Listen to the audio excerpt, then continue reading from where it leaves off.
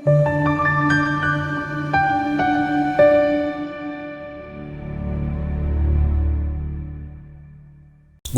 ukukhuluma nawe kwi-channel. Kama ubhazane kwi-channel iNewFlick. Qinisekisa ukuthi uyalike, uyasubscribe, uba yilunga lale channel.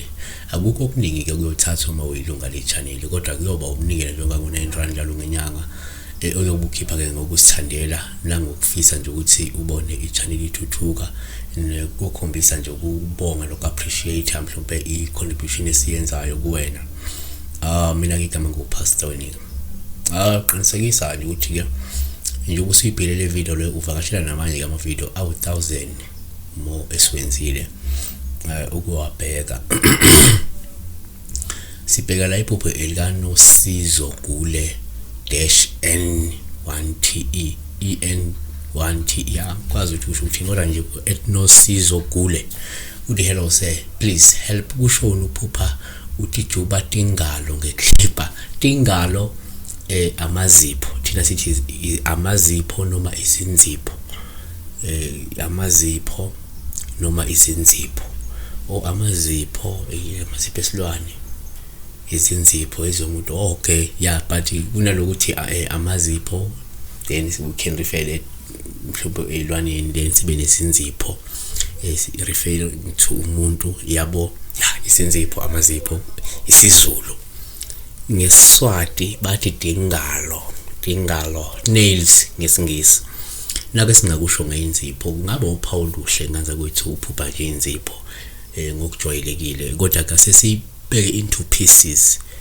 Okokuqala singakusho singathi thina uma uphuphe izinzipho kuwuphawu luhle umazi izinto, ngoba lokho kungasho ingcebo, kungalusho udumo, kungasho ukuhlonishwa nokuhlakanipha noma inhlakanipho. Futhi uma uphupha inzipho kuwuphawu luhle umazi izinto, lungabuye nje luchaza ukuthi ungalindela isimo senhlanhla nesibusiso, uceba nokuphumelela esikhathini seduze sizofika kungekudalwe bo. Kanti okwesithathu singakubalula futhi ukuthi uma uphupha izinzipho kungaba uphawu olungeluhle yabo, olungeluhle umazi imfushane kakhulu, ngoba lokho kusho ukuthi suke ungase ulahlekelwe udumo noma ulahlekelwe utho olubalekile kakhulu kuwena. Number 4, uma uphupha inzipho kuwuphawu esithatha njengolubi kwesinye isikhathi uma uyinquma olusho ukuthi ke lindela ukuthi uzophoqeleka ukuthi ulungise isimo ngemuva kwenkulumo noma ke ingxabano nomuntu osondelene nawe. Yabona ukuthi kungenzeka uma uzibona uyinquma ngoba mhlawumbe usuphoqeleka ukuthi uzame ukwenza manje izilungiso, uzame ukwenza i-corrections ngemva kwenkulumo ethile, yabona, ngemva kwengxabano ethile nomuntu osondelene nawe, nomuntu omkhonzile. Yabo. Number 5, uma uphupha inzipho kuwuphawu olungabuye lube luhleke kwabanye abantu uma beyinquma olusho nje imizamo yokuxazulula inkinga, lungasho ukunqoba izitha kanye nokukhipha empilweni yakhe abantu abangalungile noma abantu abangelona nje usizo. Number 6, futhi kuyenzeka uma uphupha inzipho kube uphawu luhle uma inquma osuke lukutshela ukuthi kunemizamo yokusihlambulula mhlawumbe ukungcola namathunzi, yabona, athile mhlawumbe esuke khona ke.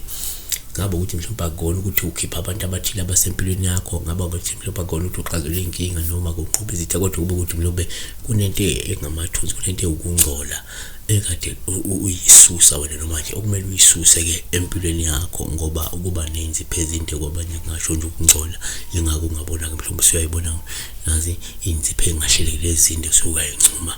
Deuteronomy 21:12 myise ekhaya aphucule ikhanda lakhe asike izinzipho zakhe, yabona. Suthi noNkulunkulu nako kusho ukuthi cha kufanele isuswe inzipho ngenxa esimo esithile. Number 7, kuyenzeka futhi uma uphupha inzipho kube uphawu luhle uma uzizinde komunye umuntu olusho lo muntu mhlawumbe ngenzeka uzokwenza konke angakwenza lo muntu ukukusiza ukukulekelela nokweseka kokwenzayo yabona noma kulawa amandla anele ukuthi angakusiza angakweseka kwelekelela empilweni lo muntu manje izipho ezilonge sizizinde ngendlela efanele phela umuntu inizipho ngathi silwane bese sithi into enhle le yabona. Number 8 futhi ukuphupha inzipho kuphawu olubi uma ephuka lenzipho singenzeka uyibone ziphuka noma iphukele lisho ukuthi uzolahlekelwa kakhulu empilweni lokuthi mhlawumbe ngeke ukwazi ukuthola ingcebo nempumelelo edingakayo noma ke oyidingayo yabona. Number 9 uma uphupha futhi inzipho kuphawu esingathatha njengolubi uma uyinqoma komunye umuntu bangathi unqoma omunye umuntu inzipho yes kungenzeka lento ichaze ukuthi kungenzeka wena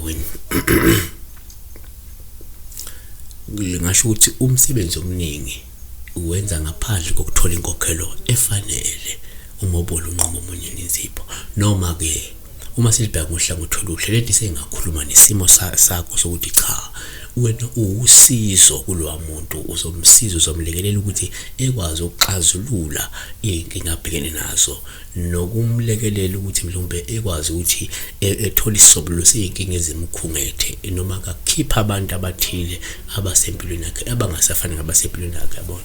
So kungaba uphawu oluhle futhi kodwa sivale ngako kwela ukuthi number 10 ukuyenzeka futhi kuba uphawu oluhle kakhulu uma uyipolish inzipho ngeze kuyibone ufaka nail polish lokho kusho ukuthi kungalindela into empumelelo yabona noma ke liyakutshela ukuthi ke empilweni wena ukuzophumelele kufanele usikhathalele uphinde usinakekele isithunzi sakho ulondoloze nodumo lwakho. Ngenzeka umuntu ofanele you have to preserve your image, you have to make sure ukuthi you take care of your image yabona ukuze uzokwazi ukuthi ikusebenzele into iphumelele yabona.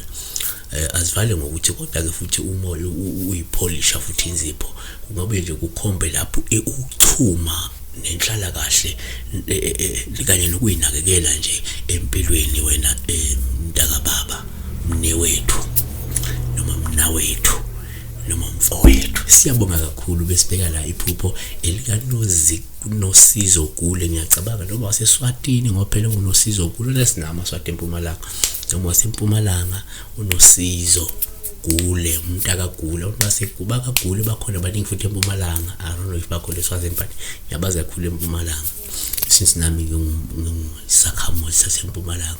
I know ukuthi most people they think ukuthi I'm from eNatali angazi bakucabangiswa yini lokho abantu beqala ngaseThekwini mina ngwaseMpumalanga kodwa currently ngikwandonga ziyaduma. Siyabonga kakhulu. May God bless you.